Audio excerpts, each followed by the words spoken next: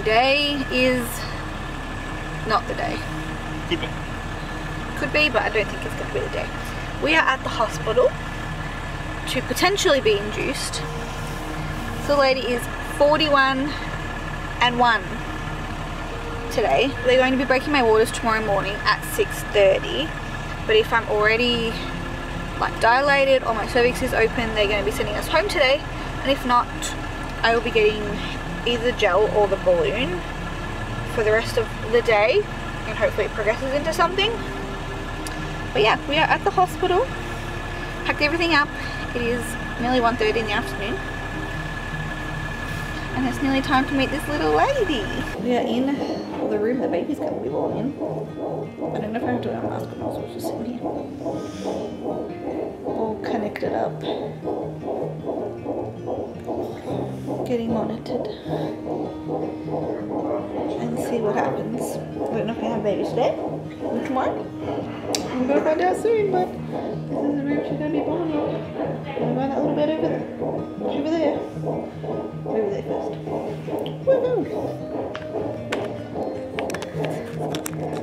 You excited, Papa? That's good. I'm smiling and you can't see. Alright. We are not in the hospital anymore. So the plan was, I'm pretty sure I said before we went to the hospital, that they were going to put the gel in or the balloon if my cervix was not open, because it wasn't when I was checked by the doctor when I was 40 and 2 days. But I've been having contractions this morning. Not consistent, not super painful, but having contractions.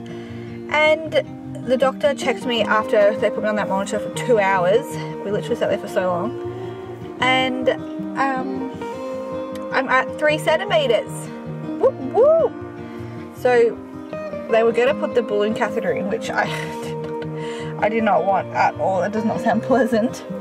But she said, I don't have to have anything. Go home.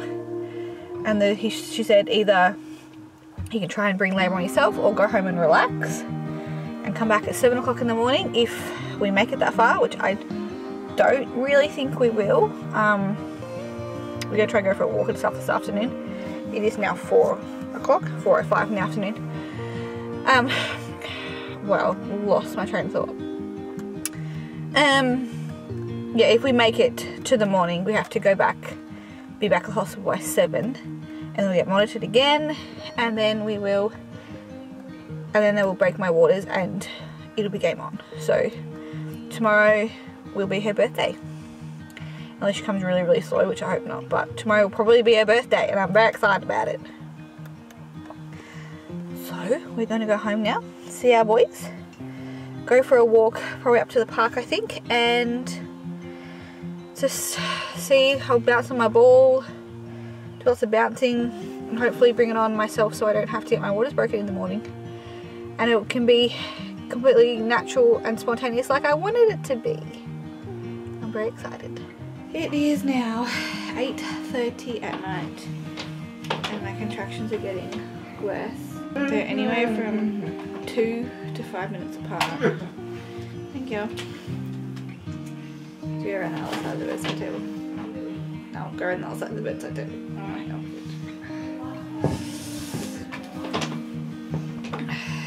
Another one.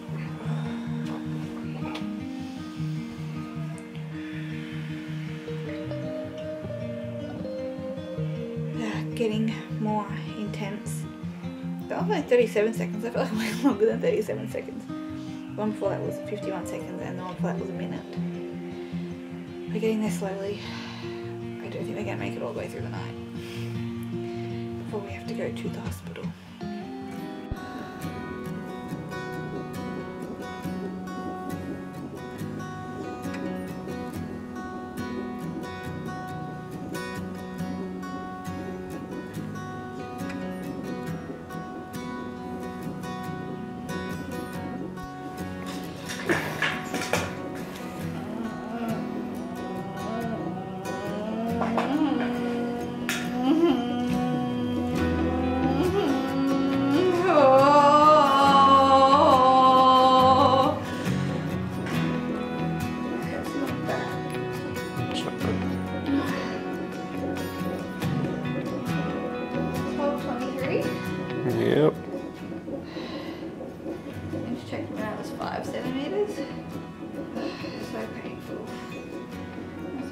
guys. I just want to have a nap.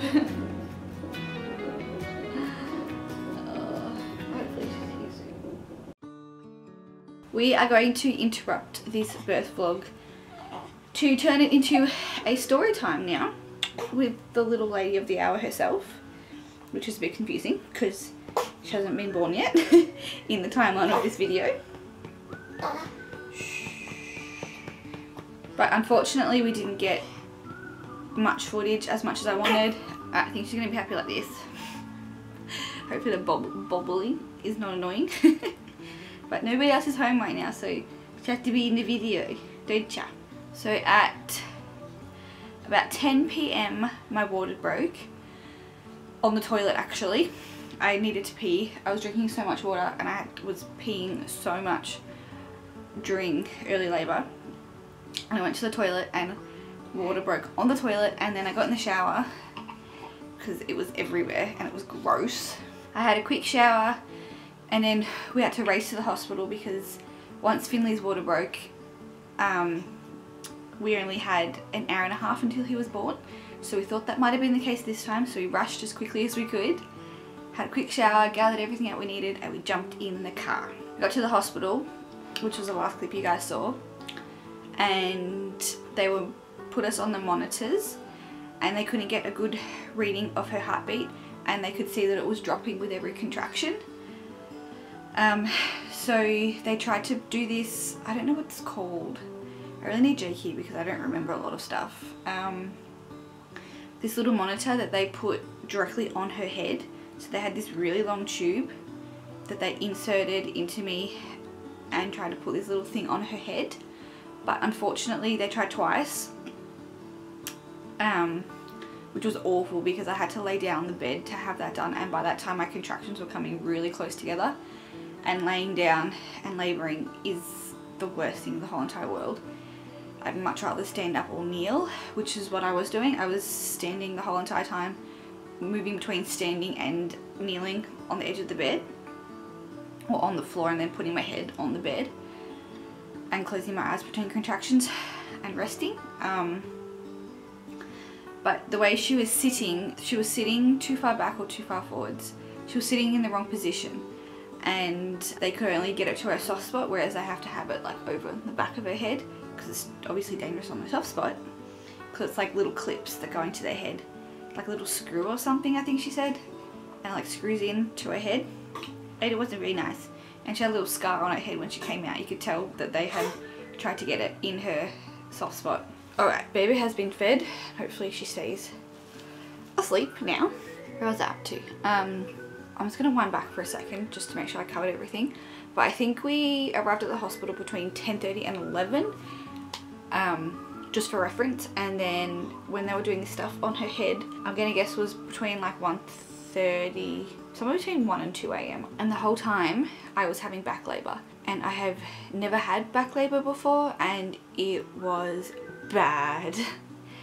The amount of pain in my back and in my hips was absolutely excruciating. I couldn't even concentrate or feel the actual contraction in my stomach because my hips and my back, seriously, it felt like someone was breaking my bones every time I had a contraction. It was absolutely awful. And it turns out it was her position that she was in. She was posterior. I think it was during when they were doing that, trying to insert that thing onto her head, that they checked me, and I hadn't dilated that much. Do you think I need more light in here? Maybe turn the light on. That might be a bit better. Yeah, I hadn't dilated that much, and it had been, my water broke at 10 and it was now sometime like 1:30 in the morning. And I remember just looking at the clock so often, and I got really discouraged because I hadn't dilated as much as I thought I would, considering how much pain I was in, and the fact that we were expecting this labour to be very, very, very quick. But it wasn't, because of her position. So they decided to put me on the bed, which I was absolutely petrified of doing because, as I said, laying down and labouring is not fun. It hurts way more. But they rolled me on my side and put one of those peanut balls in between my legs, which was also in between the 1:30 and 2 o'clock time frame. and pretty much I had a couple of contractions, and then after that I started to feel the urge to push pretty much straight away. So that just changing positions like that made her change positions, and she started to come out. I dilated fully. I think I went from maybe 6 centimeters to 10 centimeters just from changing into that position and then having a couple of contractions. And then I think I was pushing for about an hour. I honestly don't remember, because by this time, because I was laying on my back, or I was laying down, I was on my side, the pain just got so bad in my back and my hips. So I got the gas, which I really didn't want to do, but it's the only other pain relief option I had, because I didn't want the epidural at all. And it was probably way too late for that anyway, I'm not sure. And the gas makes me really, really loopy, like blackout drunk. So from laying on the bed, I only have like if you were blackout drunk, you only have like snippets of memories here and there, or people like talking to you and saying things, because the pain was just so bad.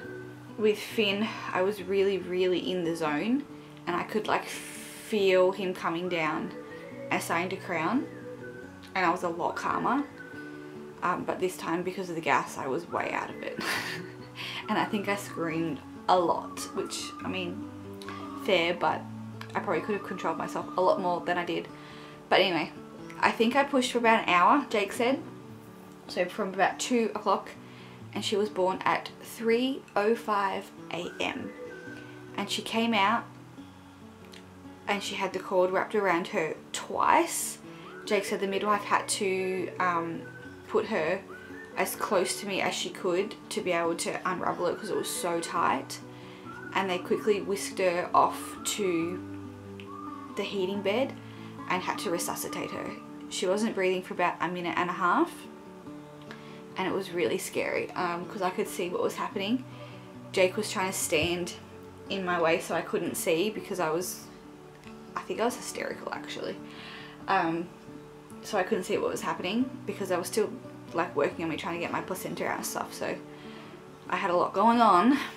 But it was about a minute and a half before she started breathing, and then another 5 minutes after that, I think they had the oxygen mask on her, just like getting her colour back, and then she started breathing, and they put this tube down her throat to get all her mucus up so she could actually breathe properly.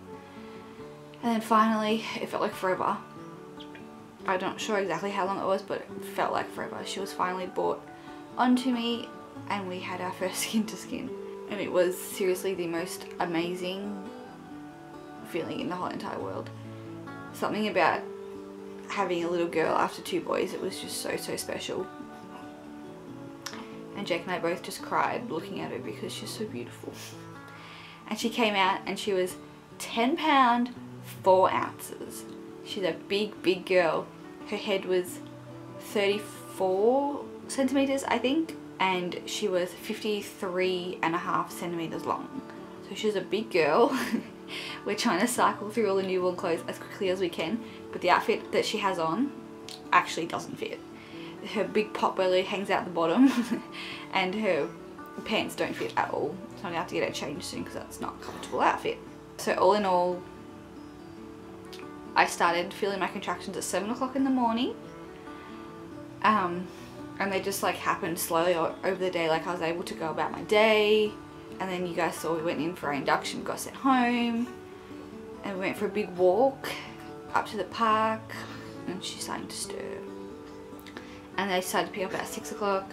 10 o'clock my water break, went to the hospital, and then I laboured at the hospital from about 11 o'clock to 3 o'clock in the morning. So yeah, we didn't get as much footage as I would have liked, but Jake's never vlogged before, and the situation was pretty intense. So we'll forgive him for that. We got a little bit of footage, and all that matters is that she is here, and she's happy and healthy, and apparently hungry. So we'll see you guys in the next video for the boys meeting her for the first time, her name, and a little update. Hope you enjoyed this video, and we'll see you in our next one. Goodbye.